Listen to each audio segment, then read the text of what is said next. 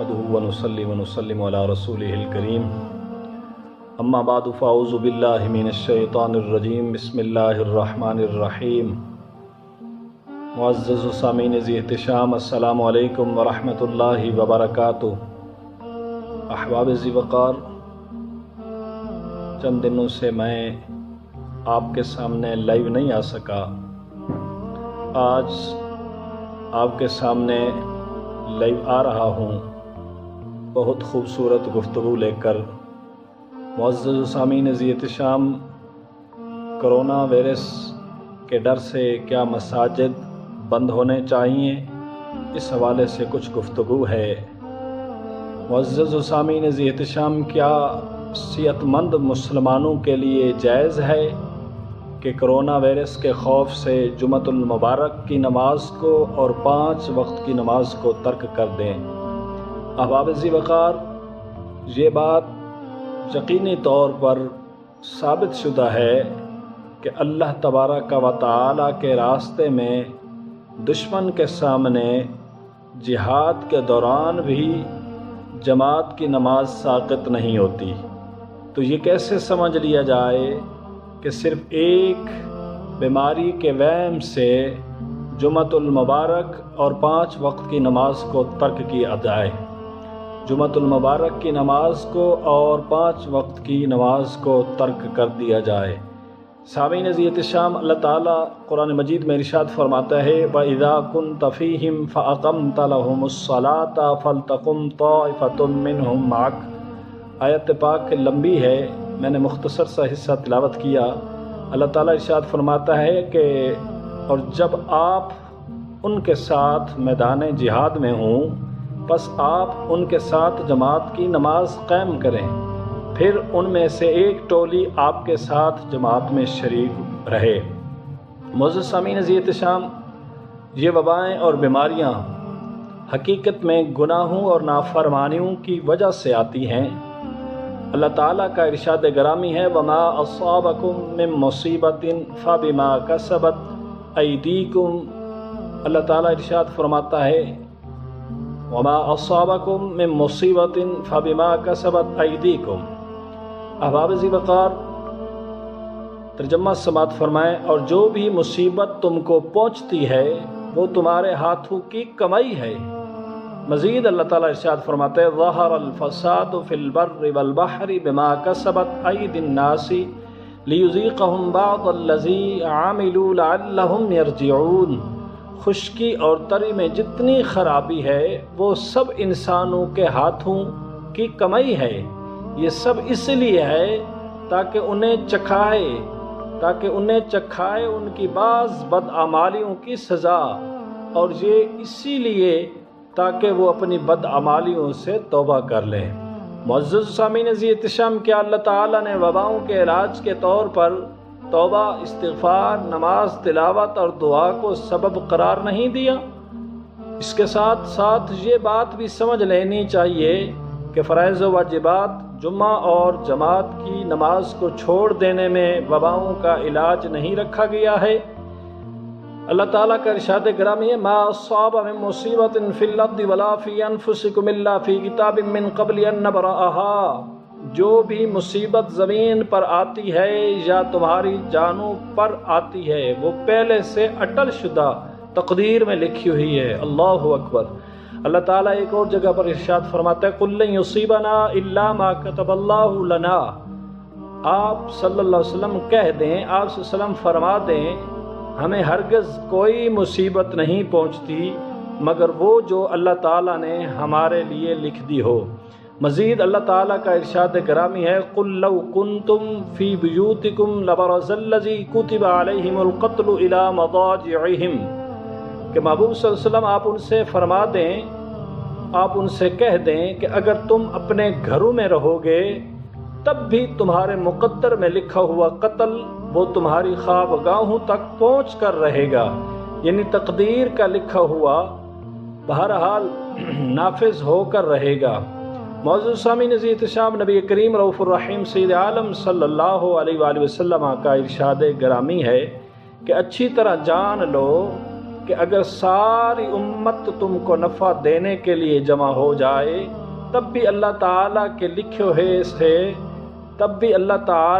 لکھے ہوئے سے زیادہ نفع دینے پر قدرت نہیں رکھ سکتی، اور اگر ساری امت تم کو نقصان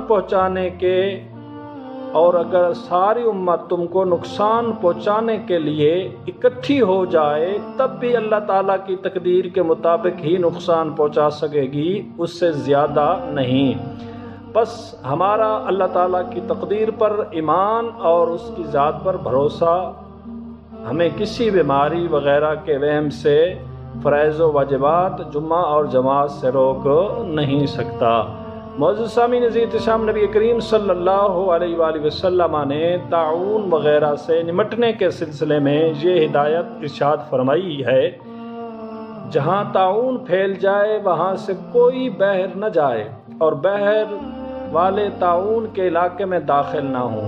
کیا نبی کریم صلی اللہ علیہ وسلم نے جمعہ اور جماعت کو ترک کرنے کی بھی ہدایت ارشاد فرمائی ہے؟ ہرگز نہیں۔ معزز سامعین عزیز احتشام، حضرت فاروق اعظم رضی اللہ تعالیٰ عنہ کے زمانے میں طاعون پھیل گیا تھا، چنانچہ انہوں نے مہاجرین اور انصار سے مشاورت فرمائی اور مختلف اقدامات کیے۔ کیا ان حضرات نے جمعہ اور جماعت کی نماز کو ترک کرنے کا فیصلہ کیا تھا؟ ہرگز نہیں۔ اللہ تعالیٰ کا ارشاد گرامی ہے، وَاسْتَعِينُوا بِالصَّبْرِ وَالصَّلَاةِ، اور مدد حاصل کرو صبر اور نماز کے ذریعے۔ اس آیت کی روشنی میں نماز کو قائم کرنے کے ذریعے مدد حاصل کی جائے گی یا جمعے اور جماعت کی نماز کو ترک کر کے مدد حاصل ہوگی؟ اور نماز کو قائم کرنے کا طریقہ وہی ہوگا جو نبی کریم صلی اللہ علیہ وسلم نے مسجد میں ادا کر کے دکھایا یا جماعت کی نماز کو چھوڑ کر۔ معزز سامعین عزیز احتشام، نبی کریم صلی اللہ علیہ وسلم کا ارشاد گرامی ہے، جو شخص فجر کی نماز جماعت سے پڑھے تو وہ اللہ تعالیٰ کی ضمانت میں آ جاتا ہے۔ کیا جماعت کی نماز کے ذریعے اللہ تعالیٰ کی ضمانت میں آ جانا ہمارے لیے کافی نہیں ہے؟ کیا اللہ تعالیٰ اپنے بندے کے لیے کافی نہیں؟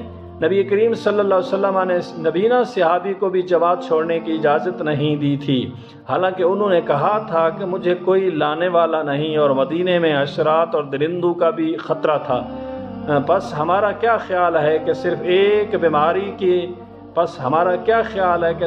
بیماری کے وہم کے پیش نظر صحت مند لوگوں کو جمعہ اور جماعت کی نماز کرنے کی اجازت دی جا سکتی ہے؟ ہرگز نہیں۔